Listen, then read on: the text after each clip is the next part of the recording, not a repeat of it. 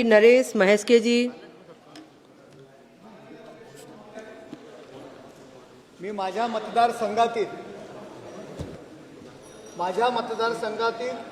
ठाणे मुलुंड दरम्यान नवीन होणाऱ्या स्टेशनच्या विलंबासंदर्भात आपलं लक्ष वेधू इच्छितो।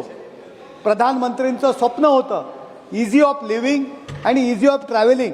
हे स्वप्न पूर्ण होण्याकरता ज्या ठाणा स्टेशनवर दररोज 10 लाखाच्या वरती प्रवासी वाहतूक करत असतात त्याचा लोड कमी करण्याकरता नवीन स्टेशनची निर्मिती स्मार्ट सिटी मार्फत करण्याचे ठरवले। 60% काम स्मार्ट सिटी आणि ठाणे महानगरपालिकेने बनवलेलं आहे। उरलेलं 40% काम स्टेशनची निर्मिती रेल्वे मंत्रालयातर्फे करणार होते, परंतु 120 करोड जो पूर्वी खर्च येणार होता तो खर्च आता 245 करोडच्या वरती झालेला आहे।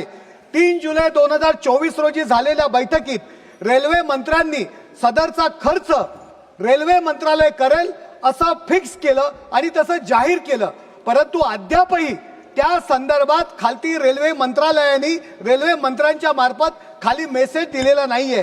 वारंवार ही मागणी मी सातत्याने करत आहे। धन्यवाद। जुलै 2025 मध्ये स्मार्ट सिटी कंपनी बंद झाली, त्यामुळे येणारा निधी आता बंद झालेला आहे।